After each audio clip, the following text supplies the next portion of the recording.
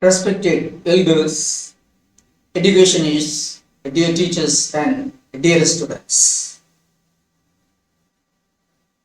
welcome. First of all, it is my kind request that those who have been subscribed our channel so far may kindly subscribe it. Dear students, in this class, we are going to see 5 couplets from 121 to 125. Under the chapter, the possession of self-restraint, the possession of self-control. 5 couplets, beautiful couplets.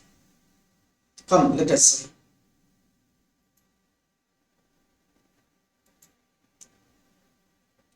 Tirukkural, comments and explanations with new dimension. 5 couplets from 121 to 125. Video number 50. Take it 5823.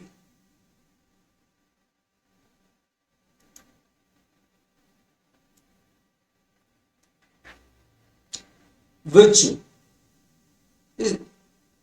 Domestic virtue. Chapter 13. The possession of self-restraint.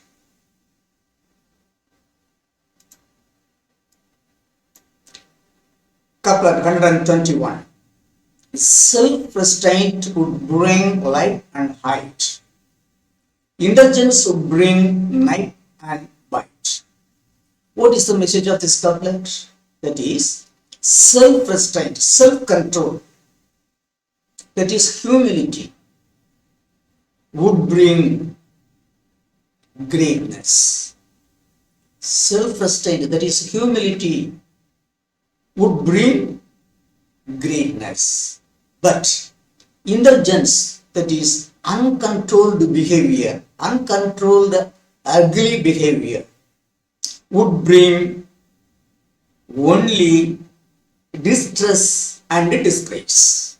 This is the message of this couplet. That is, self-restraint would bring light and height, but indulgence would bring night and bite. Self-restraint, self-control would bring greatness, but indulgence, that is uncontrolled behavior, would bring only a distress and disgrace. This is the message of this couplet. See, content. Self-control would bring greatness. Indulgence would bring only distress and disgrace. Explanation. Fragrance stands confined within the flower. Self-control stands confined within the mind. The feeling of modesty is the pearl. The feeling of modesty is the pearl sunk in the deepest sea. The nectar hidden in honey. The moon hidden behind the clouds. That is, self-control. It is humility. The feeling of modesty is the pearl sunk in the deepest sea. It is the pearl, the nectar hidden in honey, the moon hidden behind the clouds. But the feeling of indulgence, that is uncontrolled behavior, is the ruining waves in the wide sea, the destroying volcano on the beautiful earth, and the felling hurricane in the delected heart, and the felling hurricane in the delected heart. This is the message of self-control and indulgence. Self-control would bring greatness. Indulgence would bring only distress and disgrace. This is the message of this couplet. That is, self-restraint would bring light and height. Indulgence would bring height and bite. That is, self-control, that is modesty, would bring greatness, whereas Indulgence would bring only distress and disgrace. So we should have self-control. That is, we should be modest in our behavior.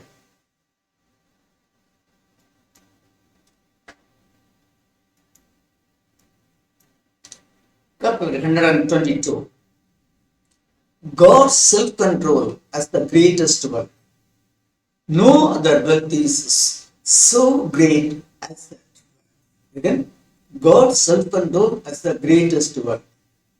No other wealth is so great as that wealth. What is the message of this couplet 122? That is self-control is the self-control. That is humility is the greatest wealth. We should carefully protect it. That is self-control is the greatest wealth. We should protect it carefully. There is no other value, there is no other wealth so great as self-control. That is as modesty. So we should guard self-control as a life. Content. The wealth of wealth is modesty. See, modesty is the wealth of wealth. The wealth of wealth is modesty, or modesty is the wealth of. Explanation. Self-control is the greatest value of man. There would be no other wealth greater than self-control. That is, self-control is the greatest value of human value. That is, among the human values, the greatest wealth is modesty. That is submissive behavior, modesty, humility. It is modesty that is the queen of all the human values. That is, modesty is the queen of all the human values. So, guarding modesty as life would bring greatness to man. Guarding modesty as life would bring greatness to man. Again, God's self-control as the greatest wealth. No other wealth is so great as such wealth. That is, self-control is the greatest wealth. We should guard it carefully. It is, that is, self-control, that is modesty. Modesty is the wealth of. Chapter 123. The greatness of a man would be weighed as per his wisdom and humility, and stands them by. The greatness of a man would be weighed as per his wisdom and humility, and stands by them, and stands them by. That is, the greatness of a man would be measured, would be weighed by his learning and humility. That is, the greatness of a man would be measured, would be calculated by his learning and humility. So, if a man is highly learned, and I mean, a man of humility, a man of modesty. If a man is highly learned and humility, he would be respected greatly. He would be respected greatly by the society. That's all. That is, the greatness of a man is measured by his wisdom and humility. That is, if a man is highly learned and he is highly modest, then he is greatly respected by the society. Content. virtuous learning and humility would earn glory. That is, virtuous learning and humility would earn glory, would bring glory. Explanation. The value of a man would be determined by the wisdom he has earned and the humility he possesses and stands by them. That is, the value of a man would be calculated, would be determined by his wisdom, by the wisdom that he has earned, and by his, humility, by his modesty. It is his wisdom, it is the wisdom and humility by which the greatness of a man is valued. That is, if a man learns well virtuous writings and the morality of the society and lives according to his learning with due humility, the world would glorify him. Again, if a man learns well virtuous writings and the morality of the society and lives according to his learning with due humility, the world would glorify him. The world would respect him. The value of a man would be calculated by his learning and humility. This is the circle. That is, the value of a man would be calculated, would be measured by his learning and humility. That's second. The greatness of a man would be weighed as per his wisdom and humility and stands on obey. That is, the greatness of a man would be measured by his learning and humility. 124th couplet. The firmness of the mind with self-controlled life stands much higher than the great mountain. Again, the firmness of the mind with self-controlled life stands much higher than the great mountain. That is, what is the message of this couplet? That is, the greatness of a man who has a firm principle and self-control is much greater than the great mountain. It is the greatness of a man who is highly principled and enjoys self-control is much greater than a great mountain. Content. Principled and humble life is higher than the lofty sky.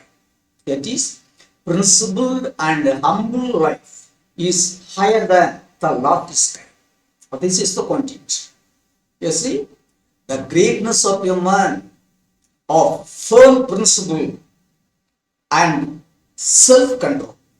The greatness of a man of firm principle and self-control is much greater than a big mountain. Principled and humble life is higher than the lofty sky. The greatness of a man who stands firm in this principle and leads a humble, self-controlled life is greater than the great mountain. Again, the greatness of a man who stands firm in this principle and leads a humble, self-controlled life is greater than the great mountain. That is, the evaluation of the world about the man, the evaluation of the world about the man who is firm in this virtuous principle and leads a simple and humble life would be higher than the lofty sky. See, according to the world,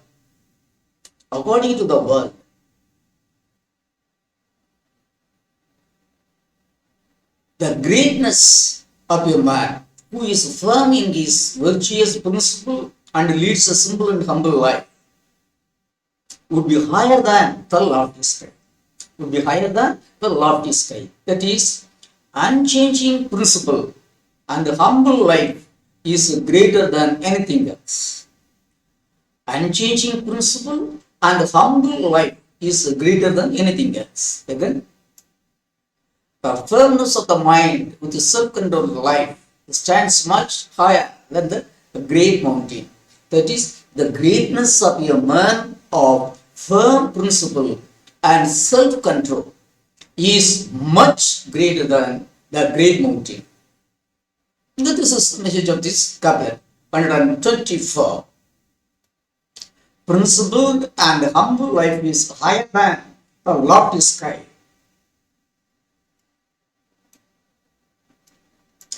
A couplet, 125. Humility to all is a crown. Humility to all is a crown. Humility to the rich is one more crown. That is, for all. Humility is a crown. Humility is a crown for all. But humility for learned people, for wise people, is one more pearl, is one more jewel, is one more crown. This is the message of this couplet. That is, humility is a crown for all. Humility is a jewel for all. But humility for the wise, humility for the wise, humility for the learned is one more jewel. This is the message of this book. See, humility is a ground for all, but humility for a learned and wise people, humility for learned and wise people is one more ground. This is the message of humility to all is a crown. Humility to the rich is one more crown. Humility is a jewel for all. But humility for the learned and wise people, for the great people, is one more jewel. Content. Humility is the jewel for wisdom. That is, humility is the jewel for wisdom. Wisdom. The jewel of wisdom is humility. If you are wise, we should have humility as our ground. If you are wise, we should be humble and simple. We should be modest. That is, humility is the jewel for wisdom. Explanation. Humility brings greatness to all, but it adds one more elegance to the wise. Humility brings greatness to all, but it adds one more elegance to the wise. Here, rich refers to the richness of the mind. Wisdom, not the poor material wealth. Again, here rich refers to the richness of the mind. That is wisdom, not the poor material wealth. Because regarding the poor material wealth, a millionaire in the morning may become a beggar in the evening. But in the case of wisdom, the wisdom once acquired would stand forever. Means the wisdom once acquired would stand forever. Even demise cannot take with it the acquired wisdom, as it gets life in black and white or in the mind of the masses. See, again, it is humility brings greatness to all, but it adds one more elegance to the wise. Here, rich refers to the richness of the mind, wisdom, not the poor material wealth. It is because regarding the poor material wealth, a millionaire in the morning may become a beggar in the evening. But in the case of wisdom, the wisdom once acquired would stand forever. Even demise cannot take with it the acquired wisdom, as it gets life in black and white or in the mind of the masses. So such a great, so humility is such a great one. That is modesty, humility, self-control, modesty is such a greatest jewel that everyone should have. So, okay.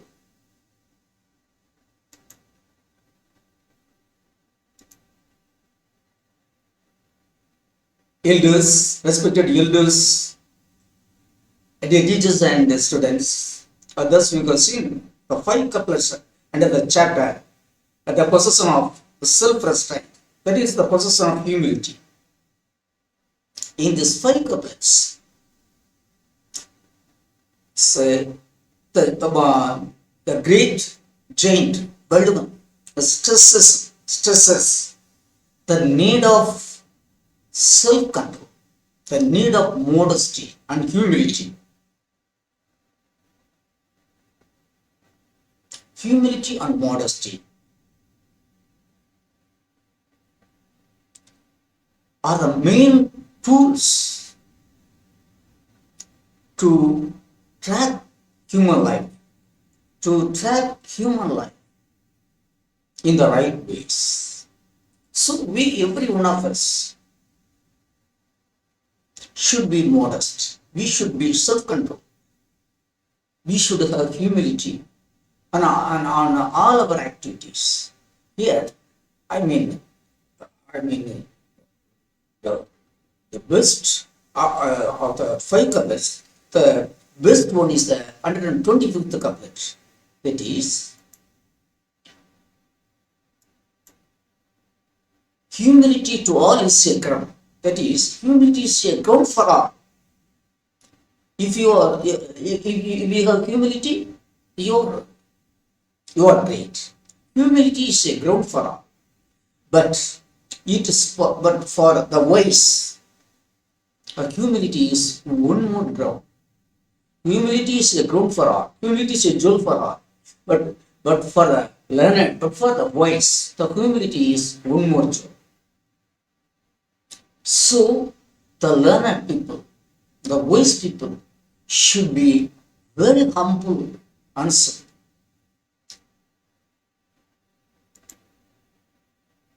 So, my dear children, have it in mind. We should have self-control in life. And also, we should wear modesty.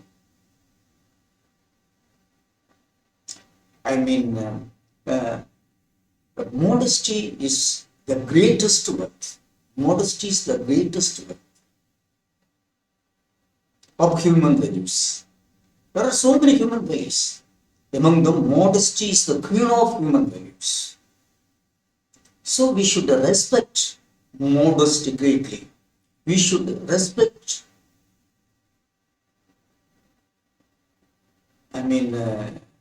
self-control, modesty, and we should behave accordingly. Regarding the learned people, they should be more obedient than the ordinary people. They should be more self-control than the ordinary ones. So, okay, dear teachers and students, I thank all of you for listening to my explanation regarding the five couplets under the chapter, the possession of self-control. Till I meet you in the next class, I wish all of you a very nice and sweet time. Thank you.